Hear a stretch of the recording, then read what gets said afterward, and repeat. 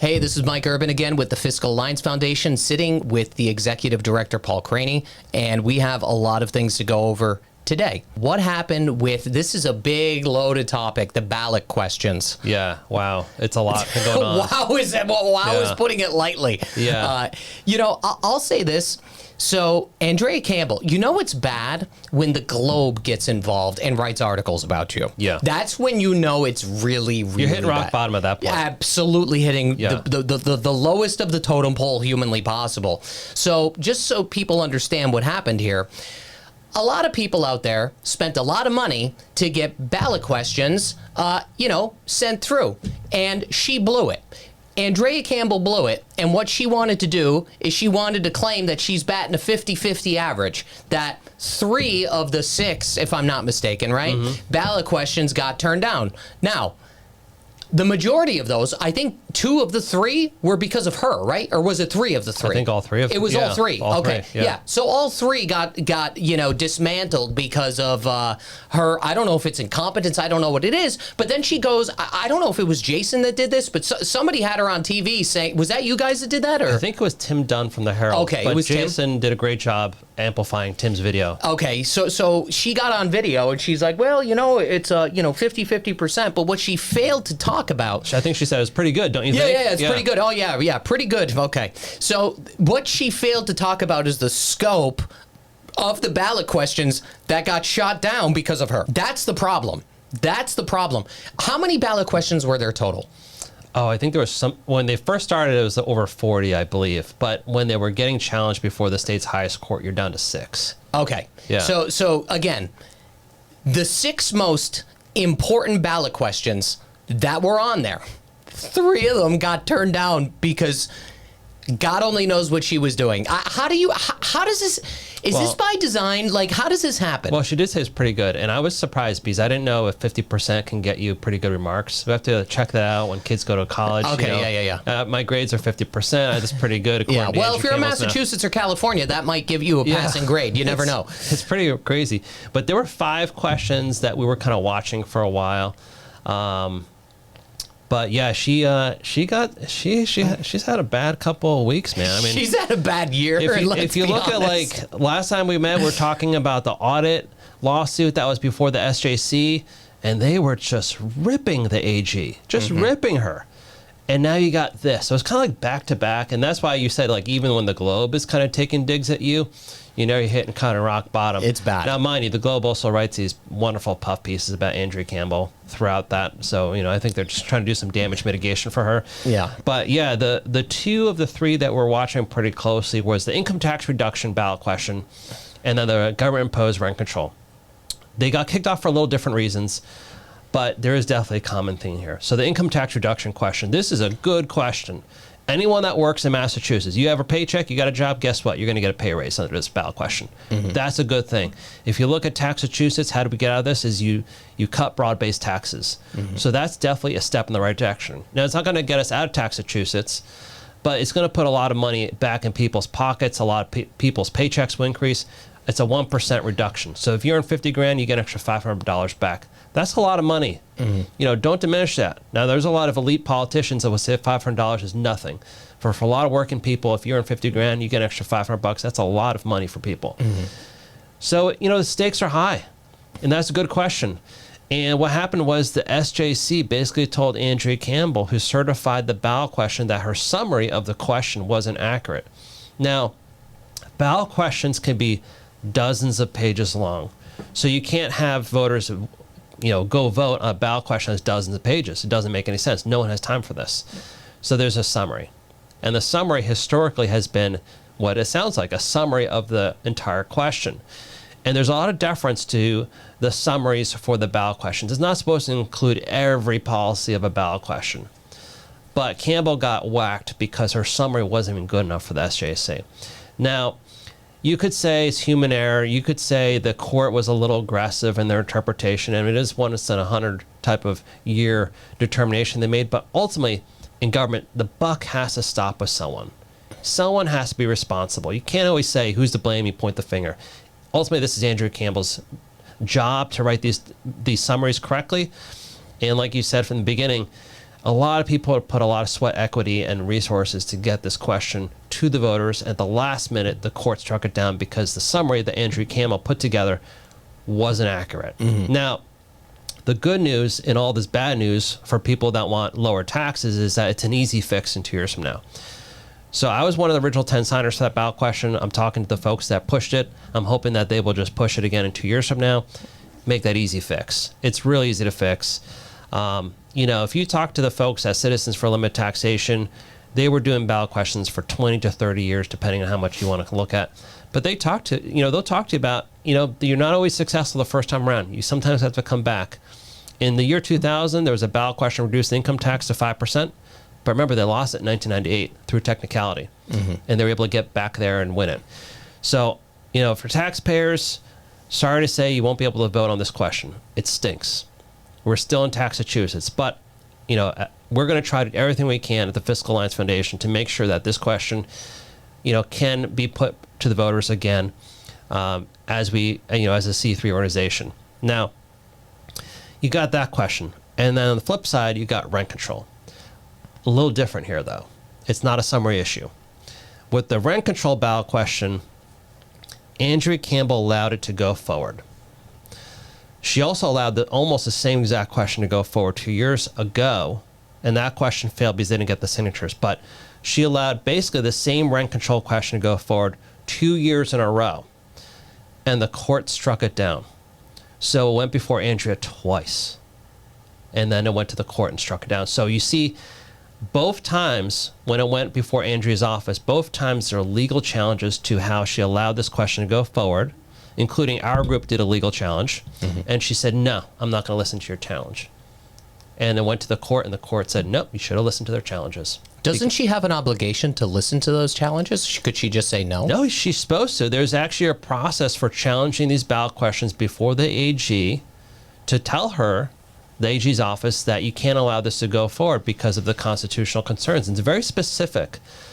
And in both of those government-imposed rent control ballot questions, this issue was raised that struck it off the ballot.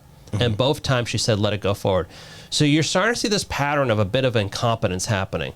Now, you can maybe say it's human error, she's learning on the job, whatever it may be, but ultimately, like I said, someone has to be held accountable, and it is the Attorney General's responsibility. But there were two different kind of reasons for why they're kicked off. And the court struck down the government-imposed rent control question for the same arguments that were raised with the Attorney General's office on both of these rent control questions. So it's no surprise. Now, I think the proponents of the rent control question are going to come back. I think they could fix why it was knocked out. But there's still other really strong reasons why rent control could be knocked out as a ballot question. Ultimately, for the audience to understand, there's legislation you can pass at the State House versus ballot questions. Two different ways to pass laws.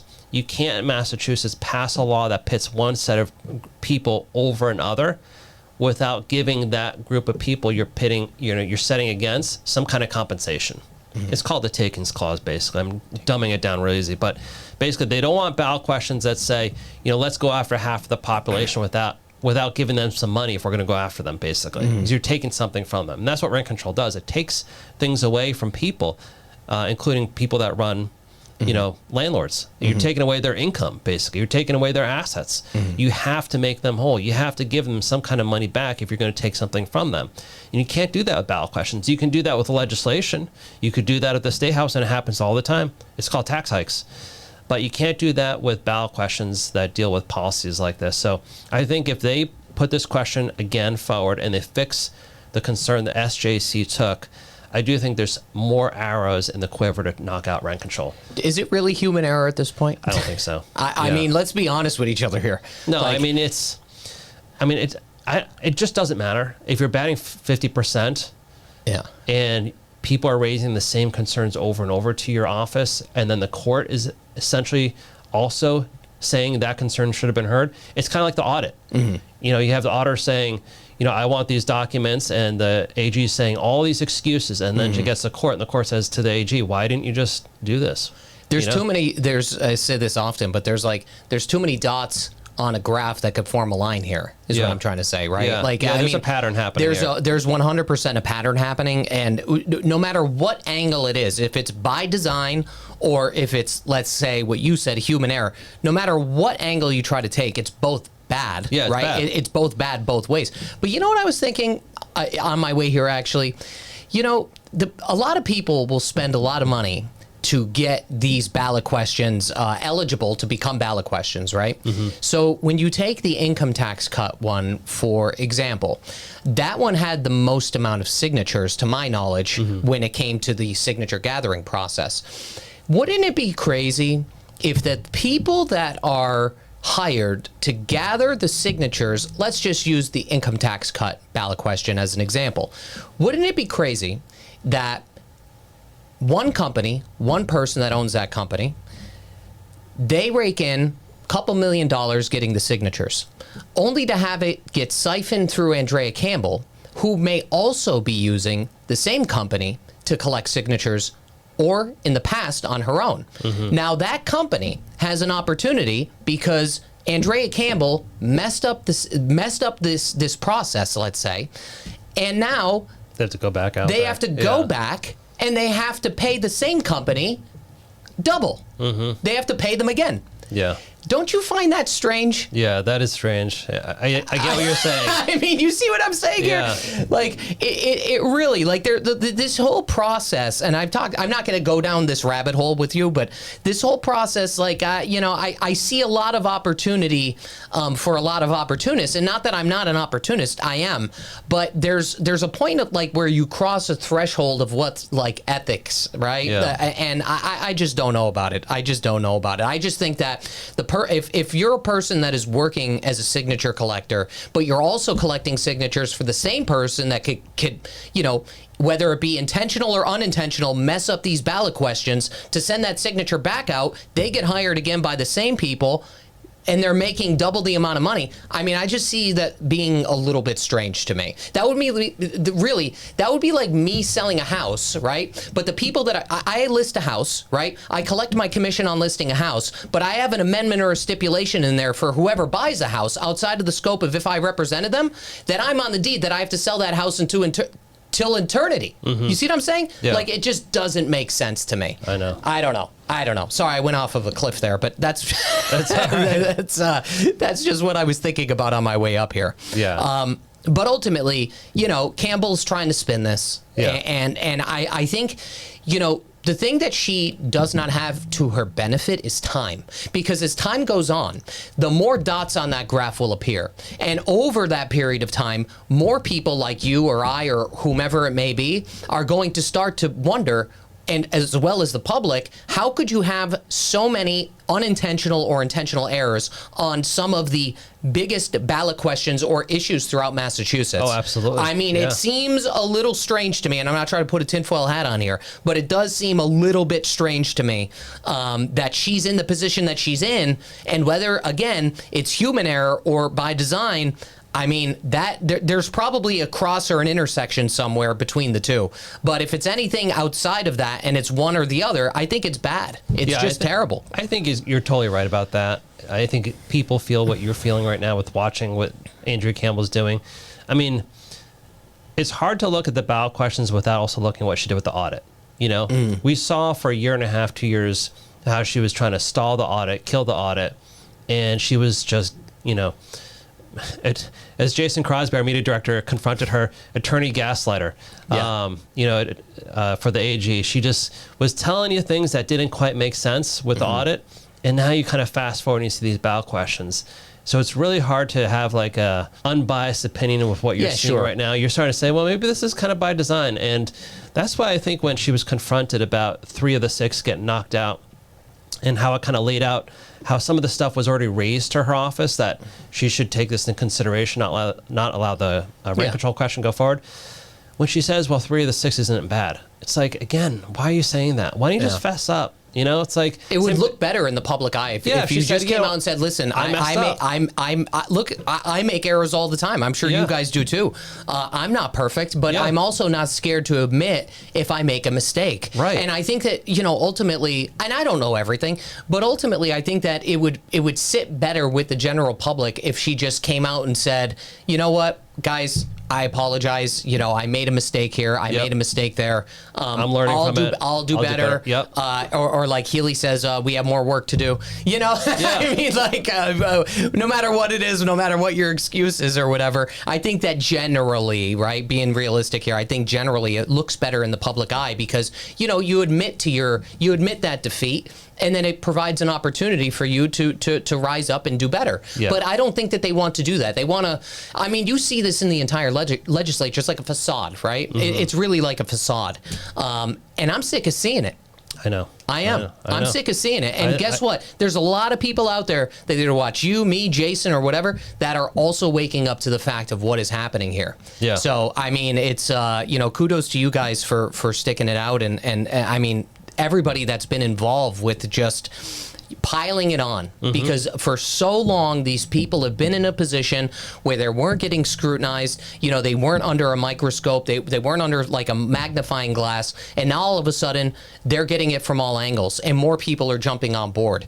Nothing will change inside of Massachusetts or any state for that matter if you let people run without any levels of accountability. And that's just the way, unfortunately, things have been done, I think, for a very long time here. It's sad. Yeah, and education. Yeah. Just now the dust is settling with these ballot questions. Yep. The last kind of phase in the challenge process is these court cases with the state judicial court, the SJC. And there were 5 questions I mentioned that we were watching pretty closely from the onset. 3 of them were kicked off, and now we do have 2 kind of good ones that are going forward. So just to recap, I know a lot of people are asking us right now, are you guys going to do any summaries, on these ballot questions? The answer is yes, just hang tight. But the 5 that we're watching, there's a lot of ballot questions, but the 5 that we were kind of watching was a stipend reform, that got kicked out. Rent control got kicked out. Income tax reduction, that one got kicked out. But the 2 that are left are still going forward, which is public records law, which is kind of a continuation of the audit law.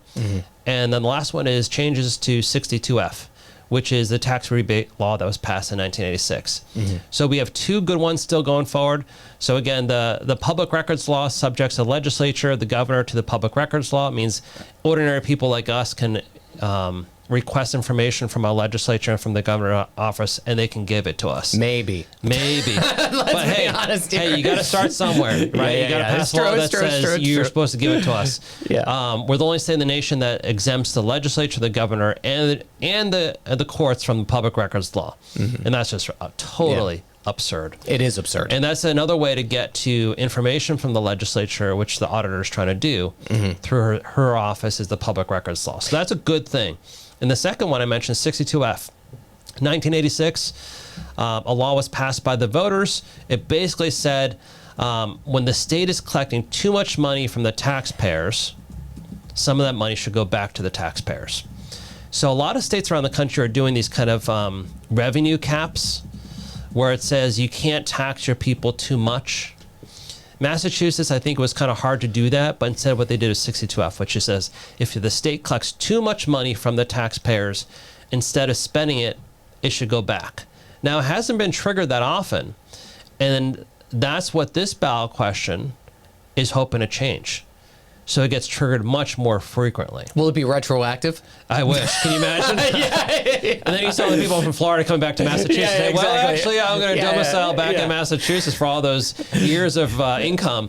But basically what this law would do would be a continuation from 1986 voter-approved law. So it gets triggered much more frequently. From my understanding, it would be almost every other year.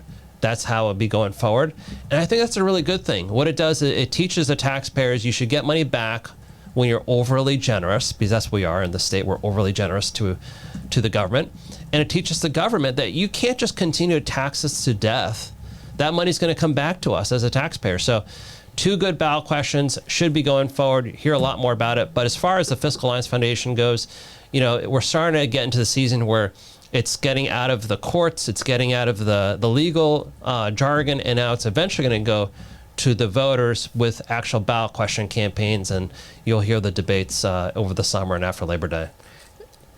I just want to make one more comment. I think that when it comes to stuff like the income tax reduction, or for instance, that 62F law, that stuff makes them squirm. Yeah, it does. It makes them squirm, and it shouldn't be that way, right? They should be like Mara Healy put or her team, whomever, put a post out the other day, and the number one thing that her mug is plastered on is that lowering the cost for Massachusetts taxpayers is my number one goal. When? When? You've had all this time. When is it going to happen? You've also had all of these opportunities and ballot questions, and it still hasn't happened. So I get really, that's what I get the most upset about, is the hypocrisy angle, right? They'll say, or gaslighting, they'll say one thing, but they do the complete opposite. And wouldn't you want your taxpayers to be happy? Yeah, you know what I'm saying? And to stay here, and grow, want to stay here, get older here. Is it really that hard to do? I just feel like in terms of, I don't know what it is, man, but it's Taxachusetts for you. It's Taxachusetts. We're not going to lose that name for a long time. No. Hopefully we'll lose it. Yeah, if we gotta be diligent, and I think that it starts with us, but it ends with the people.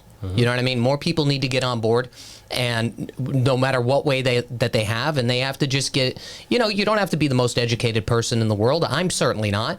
And you just need to be informed, right? But I think it's easier for people to be a little bit, like even me, it's easier to be naive sometimes, right? And not want to know about these things, because when you start to look at them, it's not good, right? So it's obviously easier to kind of brush them to the side and be naive. But the more people that aren't naive, and the more people that, are not only following us, but just following what's going on, I see a big trend in people starting to turn around. Even a lot of Democrats, which I'm always surprised when one of them messages me, to be honest with you, which is a good thing. Because you want them to think critically. Yeah, we're a very, very educated state. You would think that, they would want to be involved in some way, manner, or form, so that not only they don't have to leave, but their children could afford to live here too. That's one of my biggest concerns, even for myself. Well, your shirt says it, the 72%. Yeah. I think a lot of people, like you said, Democrats woke up to what's going on. Yeah. And it started with that ballot question. 100%. And kudos to the auditor for sticking it out, and